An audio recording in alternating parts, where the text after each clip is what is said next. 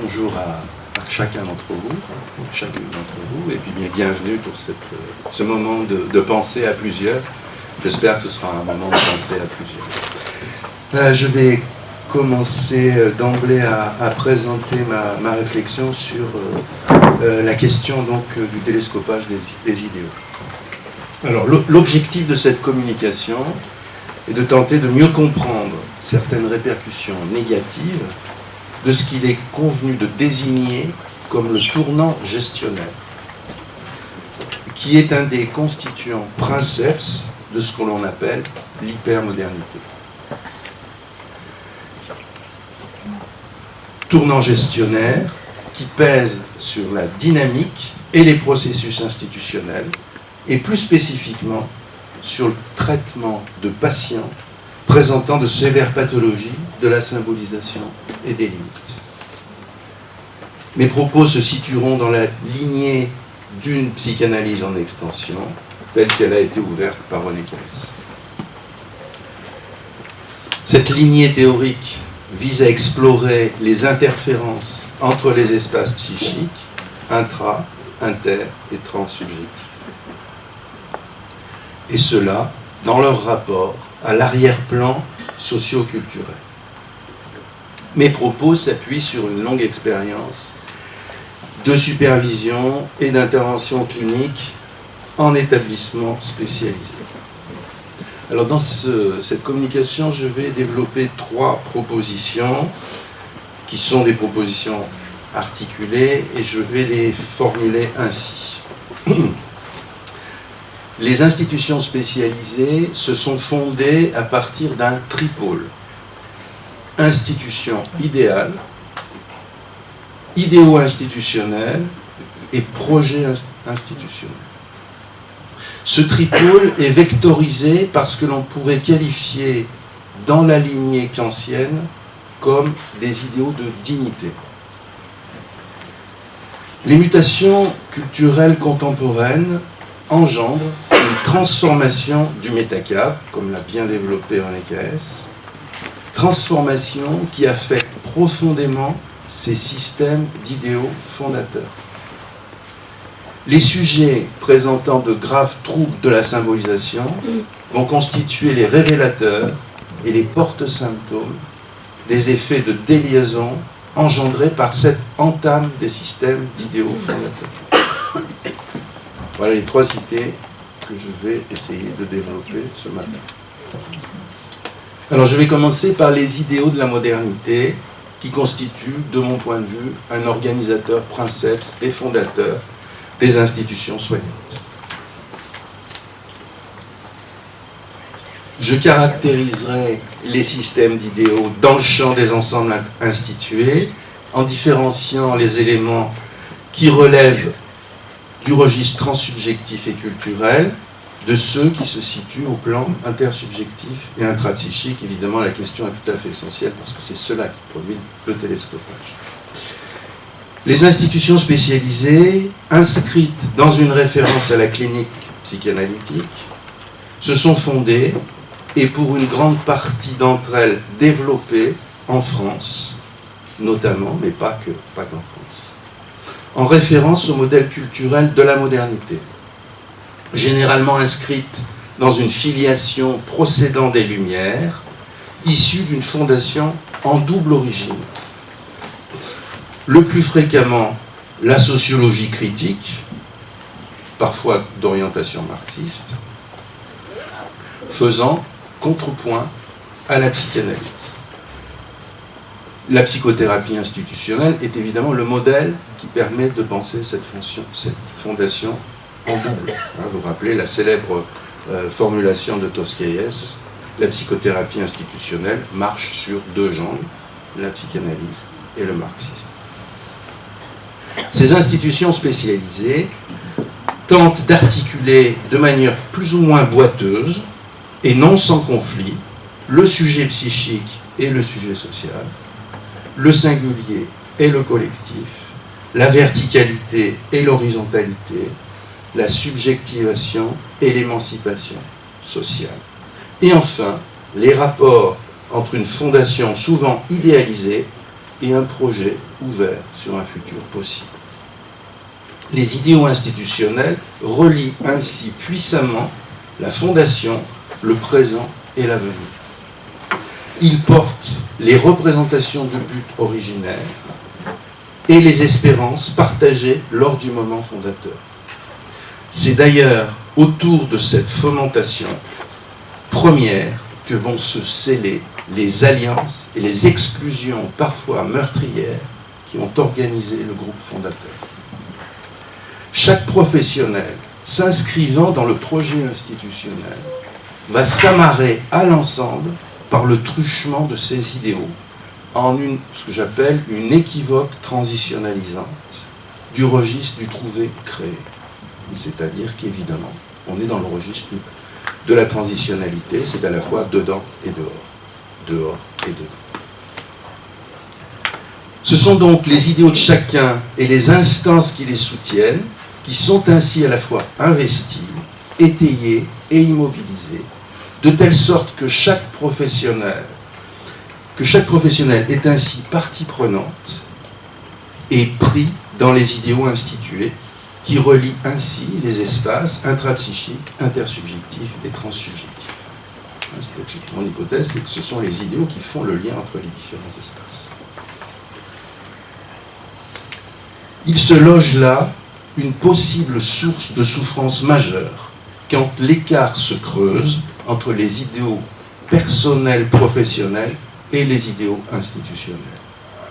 Lorsque la tension s'extrémise, il en résulte un éprouvé d'écartèlement que Michel de Certeau, le premier, a singularisé en 1987 en nous proposant le terme de souffrance éthique. Dans le champ des institutions de la mésinscription, les idéaux institués sont portés par des idéaux de dignité, ce que j'évoquais tout à l'heure. Idéaux de dignité qui vont prendre consistance dans ce que Jean-Claude Rouchy a nommé les valeurs instituantes. Ces valeurs vont se décliner en différents signifiants tels que le soin, l'accueil, l'accompagnement, le soutien, la disponibilité, l'écoute ou la consolation, etc. à offrir à chaque patient. La mise en œuvre de ces valeurs va transiter par l'édification d'une structure, un établissement ou un service, en appui sur une organisation et des dispositifs qui ont à être soigneusement pensés et articulés aux pathologies des patients. Ces valeurs instituantes peuvent varier ou se hiérarchiser de manière différentielle selon les spécificités de la tâche primaire assignée à l'institution. Je vous rappelle que nous devons à Isabelle Menzies la pensée, la théorisation de la tâche primaire.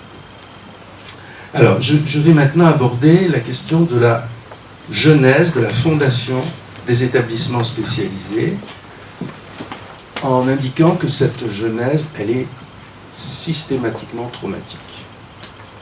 Et que c'est donc cette genèse traumatique qui est aux sources de l'institution idéale. La clinique montre que la plupart des institutions spécialisées trouvent leur origine dans le rejet d'une modalité de violence singulière ou collective, et de manière corrélative dans le désir de dépasser ou de faire front à certaines modalités de destructivité ou à quelques situations traumatiques. Elle procède ainsi toujours, au moins partiellement, de ce que j'appelle une fondation en contre. Le fondateur ou le groupe de fondateurs ont généralement engagé une dynamique créatrice dans le rejet-refus d'une situation insupportable. Le mouvement fondateur va fréquemment condenser des positions héroïsées et salvatrices. Il vise à préserver les membres de l'institution du retour d'un intolérable. Il peut s'agir de lutter contre une violence subie, interne, sociale ou collective, de se déprendre d'une organisation aliénante, ou plus modestement, de réinventer un type de méthode de soins ou d'accompagnement plus fécond que ce qui l'a précédé. L'originaire institutionnel procède ainsi de la projection d'une part négative appropriée par le fondateur ou le groupe fondateur qui va s'inscrire dans la création d'une institution dédiée à la mise en œuvre d'un nouveau projet de soins ou d'accompagnement. Ce négatif fondateur est une source d'investissement et de contre-investissement qui va s'énoncer sur le plan manifeste par une formation telle que du passé faisant table rase, on ne refera plus jamais comme avant, ou encore jamais plus c'est horrible. Les idéaux inter- et transsubjectifs institutionnels recèlent ainsi une part inconsciente. Ils sont portés par des mythes et des idéaux plus ou moins messianiques, mais aussi par les fantômes et les traumatismes intériorisés par les fondateurs.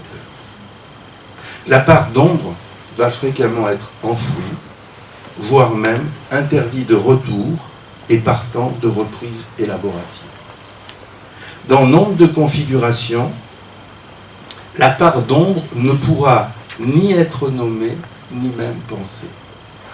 Elle participera ainsi soit à la constitution d'un pacte des négatifs, je reprends là le concept de René Caes, soit à celle d'une communauté de déni. Je reprends là le concept de Michel Fin.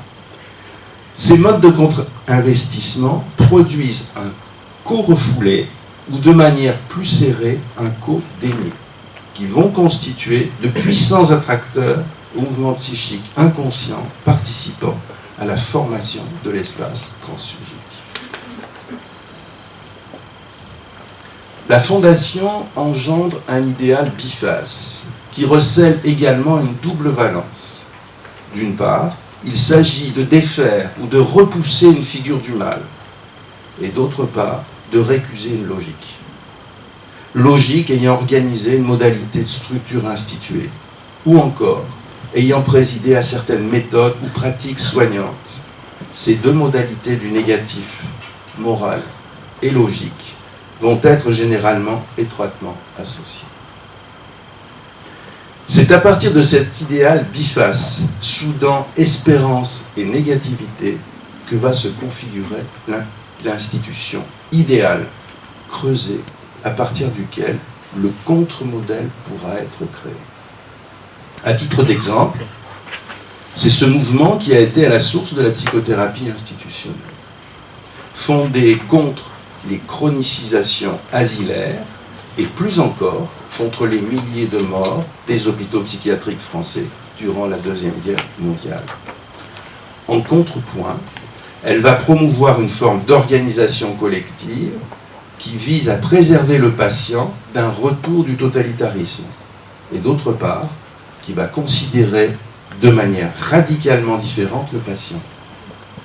Il est identifié comme un sujet responsable et agent du processus thérapeutique, dont la folie est constitutive de notre humanité, à contrario d'une représentation d'un patient passif et irresponsable, fait d'une autre manière que celle de la communauté humaine.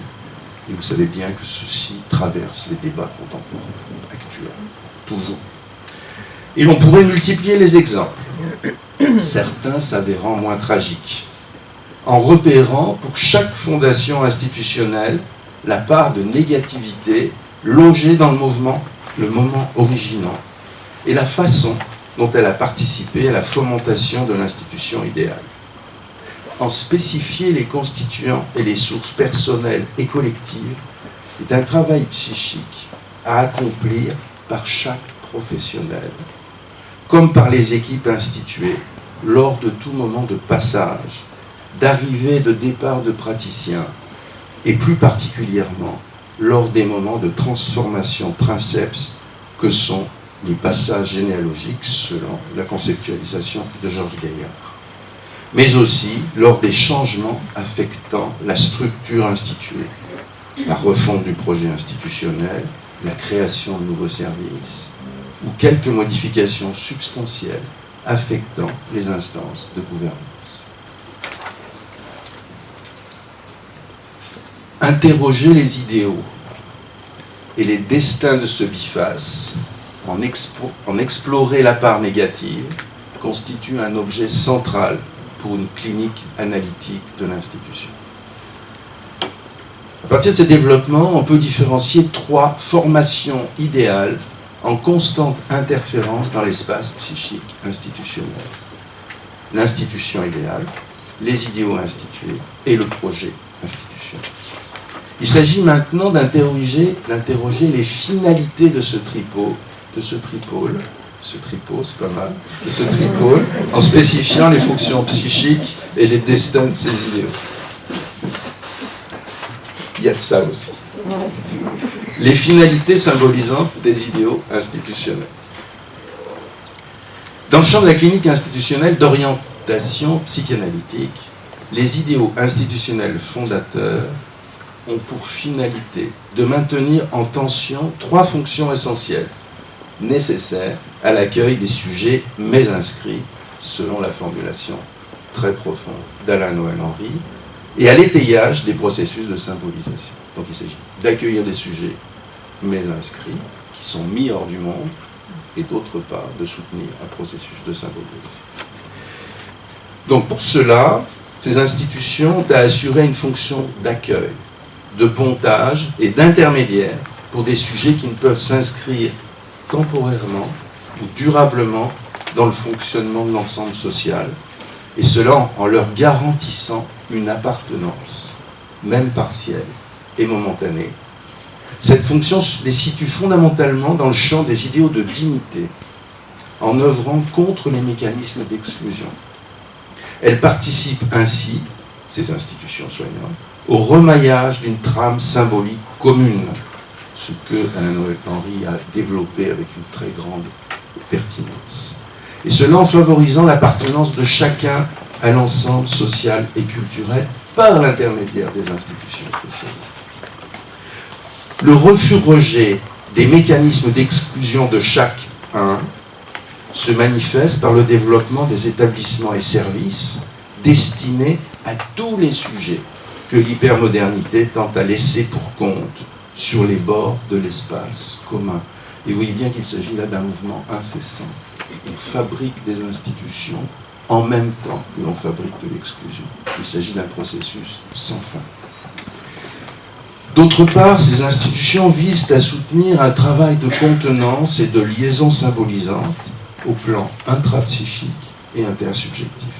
Elles ont à accueillir la détresse et les angoisses, notamment archaïques, à faire buter à la destructivité et aux attaques contre la liaison, selon la conceptualisation de Bion. Et cela en déployant une fonction contenante exercée par chaque professionnel et par l'ensemble qu'il constitue. C'est évidemment cela qui est l'indication d'un accueil institutionnel. C'est un groupe qui contient un sujet ou un ensemble de sujets. Enfin, le montage institutionnel a pour finalité d'offrir pour chacun, patient et professionnel, un adossement sur une instance tierce. Cela suppose un montage institutionnel fragile, toujours précaire et vulnérable, alliant une suffisante fermeté et une part de malléabilité. Ce montage permettant d'étayer et la transitionnalité et la tiercéité. Ce subtil alliage, supportant des moments de conflictualité, des scindages, voire des fragmentations, toujours à réélaborer, en référence à une loi de l'ordre du moi et non du surmoi, selon la distinction que nous a proposée Paul-Claude Raquianier, qui me paraît à rappeler. Et cela constitue, de mon point de vue, une propriété princeps dévolue aux institutions spécialisées, celle d'ouvrir un passage entre le double et le tiers. Ce passage a été conceptualisé par Jean Guillaumin, et plus encore dans ce que je proposerai de désigner comme un jeu possible entre le double et le tiers. Là, je différencie un tout petit peu la proposition de Guillaumin. Pour Guillaumin, on passe du double au tiers. Moi, je soutiens l'hypothèse sur laquelle c'est un jeu constant entre le double et le tiers que les institutions spécialisées ont à soutenir.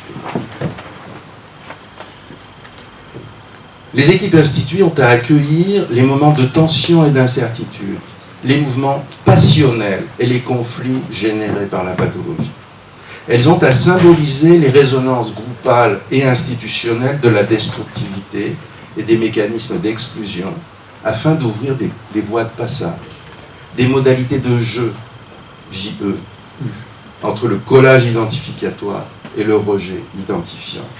Le travail psychique accompli par les praticiens, singulièrement et groupalement, a pour finalité de contenir la paradoxalité de ces positions manifestement incompatibles, notamment dans les pathologies des limites et de la symbolisation, et plus généralement dans l'ensemble des problématiques de la mésinscription. Il s'agit d'élaborer les réagir et ce que j'appelle les bouclages interactifs, les mouvements abandonniques, cannibaliques, incestueux et meurtriers, toujours puissamment mobilisés par les patients présentant de graves pathologies de la symbolisation, des limites et du narcissisme qui constituent le quotidien des équipes instituées contemporaines. Et c'est évidemment pour cette raison que ces patients constituent, de mon point de vue, un analyseur du fonctionnement des institutions d'aujourd'hui. Alors je vais maintenant aborder quelques destins des formations idéales fondatrices. Les idéaux fondateurs des institutions soignantes ont longuement prévalu en maintenant vivantes des valeurs initiales qui s'appuyaient sur une structure organisationnelle prévalente.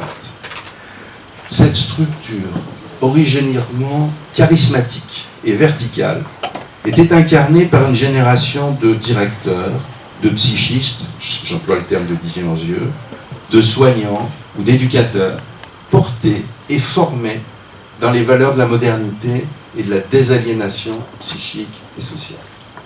Ce sont des figures charismatiques qui ont été les fondatrices de la plupart des établissements ou services créés dans les années 50 et 60, 1950, 1960, pour les jeunes générations.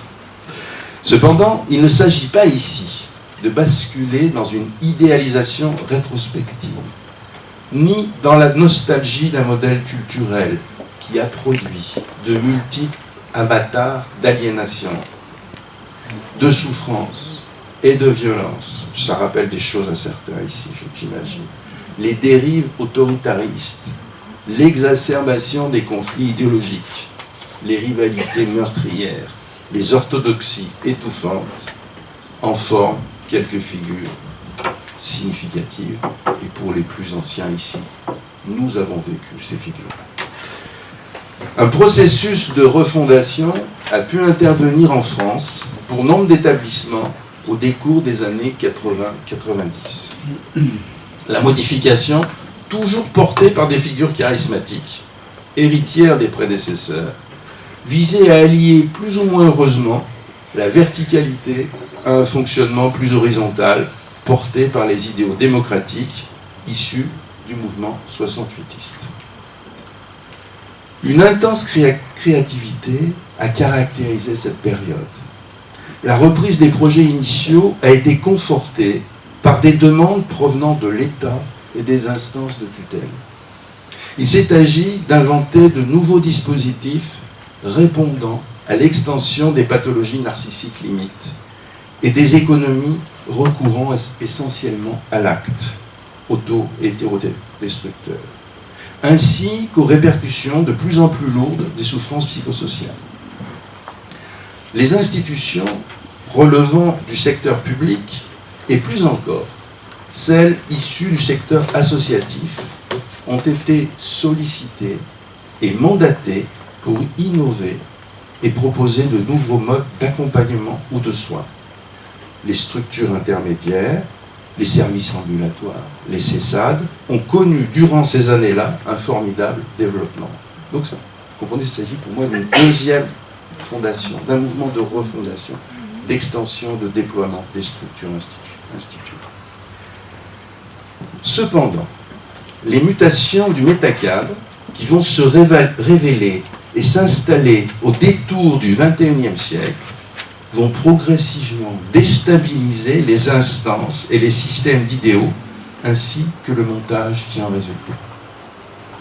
Bien que certaines institutions aient pu s'en accommoder, les incidences de ces transformations ont à être éclairées. L'hypothèse que je souhaite mettre en discussion aujourd'hui avec vous est la suivante. Le modèle gestionnaire qui tente à s'imposer progressivement n'entraîne pas seulement un changement organisationnel au plan formel, mais il tente à produire un changement structurel de registre institutionnel. Il procède, au plan manifeste, d'un renversement entre les fins et les moyens. Mais de manière plus latente, il tente à ce que les idéaux de dignité soient peu à peu recouverts par des idéaux d'utilité. Alors je vais maintenant essayer d'expliciter les mécanismes à l'œuvre dans ces transformations de l'arrière-plan institutionnel. Et donc je vais dire quelques mots sur ce que j'appelle l'essor irrésistible des idéaux d'utilité. Je ne développerai pas ce matin, je vais en frustrer certains, les raisons économiques, culturelles et politiques de cette transformation. Ce n'est pas ici mon propos. J'ai tenté d'en proposer une analyse ailleurs, précédemment. Je limiterai mon analyse aux éléments qui ont contribué à déstabiliser et parfois conduit à destituer les idéaux fondateurs en produisant, en certains sites, une rupture des orientations initiales, c'est-à-dire psychanalytiques, mais aussi parfois ceux d'une psychosociologie clinique et critique. L'introduction d'une nouvelle façon d'organiser et de conduire les établissements et services, ce que l'on appelle, ce que l'on nomme le modèle ou le management gestionnaire, procède d'une priorité accordée aux idéaux d'utilité. Ça, c'est l'hypothèse centrale que j'essaie de vous proposer. Aux idéaux d'utilité qui vont peu à peu prévaloir sur les idéaux de dignité. Ce sont ces idéaux qui vont vectoriser le montage institutionnel et régir la logique de l'ensemble. Les idéaux et les valeurs instituantes fondatrices devenant secondes. Les idéaux d'utilité se déclinant quant à eux en termes de performance, efficacité et visibilité. Le dernier terme de visibilité connote la notoriété, et vous voyez le lien avec le narcissisme institutionnel, et transite par le recours aux images. Les idéaux d'utilité présentent la caractéristique d'être aisément quantifiables et d'entrer dans une logique comptable. Les idéaux d'utilité sont ainsi directement évaluables, ce qui n'est pas le cas des idéaux de dignité. D'où les obstacles rencontrés par les cliniques analytiques et par les analystes et par ceux qui se situent dans cette lignée pour être reconnus dans le système utilitariste. Le modèle gestionnaire se développe dans les établissements et services spécialisés au travers de 3 valeurs instituantes. Il me paraissait absolument nécessaire de saisir qu'il s'agit d'un système idéologique porté par des idéaux et des valeurs. C'est, à mon avis, extrêmement important de reconnaître ce qu'il en est de ce système et de ne pas avoir une attitude arrogante à son égard. Ça, pour moi, c'est un point absolument capital, central. Alors, le modèle gestionnaire se développe dans les établissements et services spécialisés, donc au travers de 3 valeurs instituantes, la transparence, l'accélération et l'individualisme. Et voyez en quoi ce système de valeurs est parfaitement congruent avec l'hypermodernité. Ce sont les valeurs de l'hypermodernité. Ces valeurs instituantes, comme toute valeur d'ailleurs, produisent un négatif. Un négatif que je désigne comme les 3 D. La désinstitutionnalisation, la désynchronisation et la désappartenance. J'aborderai succinctement chacun de ces éléments en allant à l'essentiel et je devrais donc durcir le trait. Je caricature un tout petit peu. Pas trop, me semble-t-il.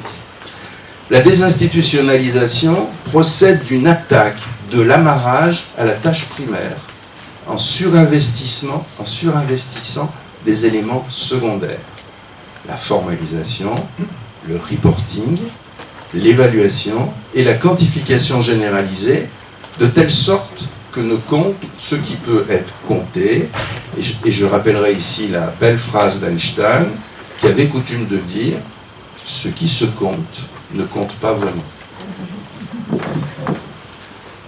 Il en résulte pour nombre, et c'est Einstein qui dit ça, il en résulte pour nombre de praticiens une immobilisation de la pensée tenue par le formalisme, les procédures, les protocoles et les programmes, soudant les professionnels à une logique évaluative, voire comptable.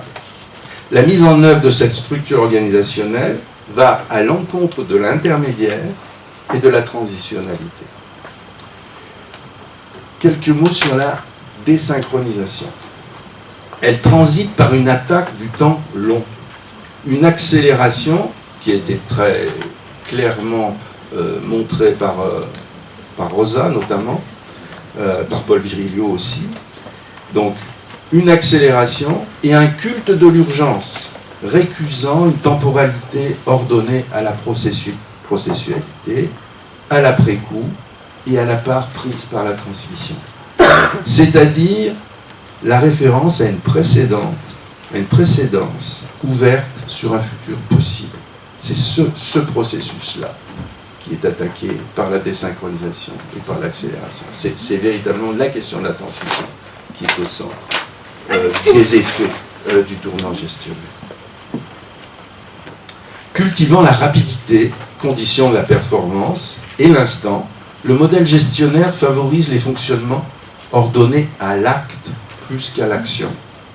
La pensée, le temps donné à l'élaboration et à la métabolisation sont fréquemment considérés comme du temps perdu.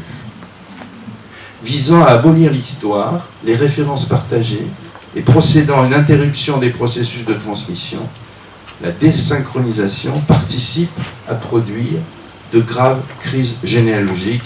Et là, je vous renvoie au travail de Georges Gaillard sur cette question. La désappartenance procède notamment de la mobilité et de l'individualisme, tant au plan des idéaux personnels, des pratiques, que de l'organisation du travail. Là, un petit point d'ordre, on voit bien en quoi le modèle gestionnaire vient répondre aussi aux aspirations du sujet contemporain. Ça, c'est un point capital. Au sujet contemporain.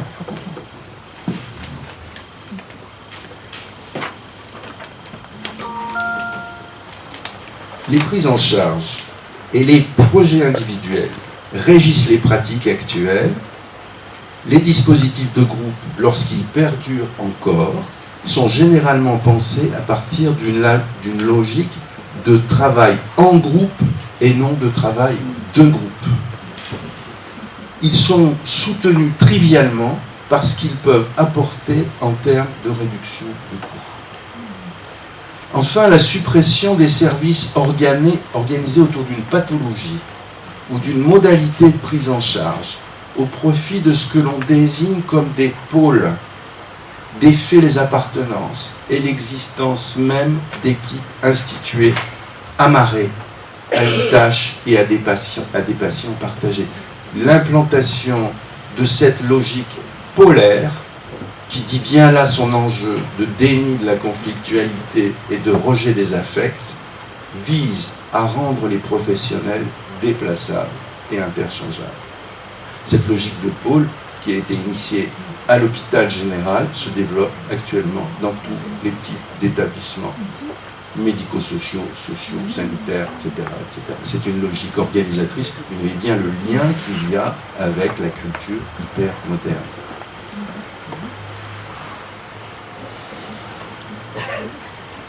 Dans cette organisation, les soignants sont déliés de toute appartenance groupale et désappareillés de tout lien supportant le travail d'élaboration plurisubjectif.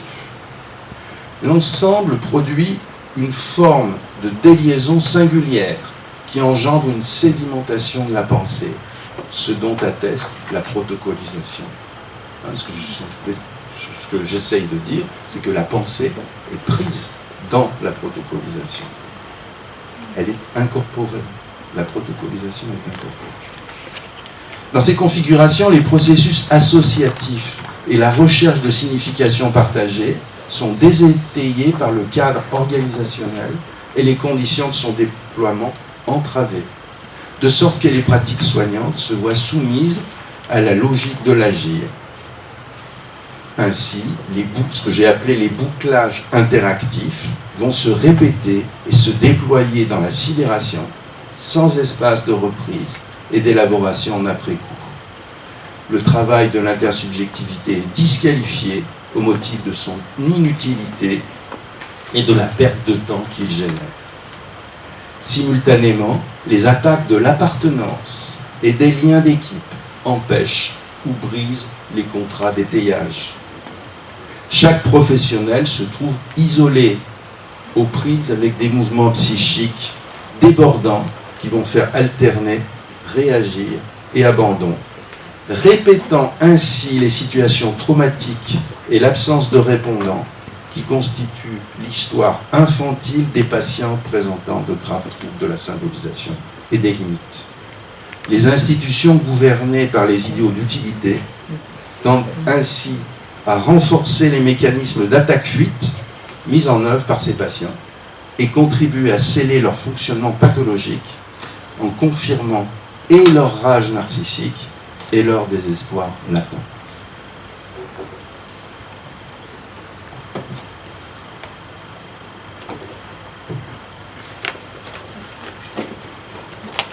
Encore quelques mots sur l'emboîtement hypermodernité, pathologie de la symbolisation, pathologie des limites. Ainsi, l'hypermodernité va-t-elle tendre à privilégier un fonctionnement opératoire, en acte, qui résonne très directement avec celui des pathologies narcissiques, identitaires, contemporaines, qui constituent l'essentiel des pathologies rencontrées dans les institutions d'aujourd'hui. Dès lors, les équipes instituées se trouvent déstabilisées sur différents bords, délogées de leur position intermédiaire, confrontées à des sujets dans la démesure, la rage narcissique et le désespoir. Elles forment de plus en plus fréquemment des ensembles intersubjectifs sans contenance ni différenciation symbolisante. Elles sont prises dans la prévalence du pôle organisationnel qui se déploie au détriment du pôle institutionnel. On peut ainsi penser que les mises en crise et les impasses répétitives suscitées lors de l'accueil des sujets qui présentent une pathologie grave de la symbolisation et des limites ne sont pas sans rapport avec les transformations du métacadre qui potentialisent l'indifférenciation, l'effacement des butées symboliques et les abandons de pensée. Si l'identification du patient au fonctionnement psychique de l'équipe instituée et spécifiquement l'intériorisation de sa fonction symbolisante est un levier fondamental du soin institutionnel. C'est mon hypothèse, hein, c'est-à-dire que le travail psychique il s'effectue par ce travail de transfert. C'est ce ressort qui est mis en péril par l'adhésion au modèle gestionnaire. Les équipes qui se forment dans ce modèle ne peuvent plus se constituer comme un site suffisamment malléable, consistant et métabolisant les projections dont ils sont les destinataires pour être utilisés et appropriés par les patients.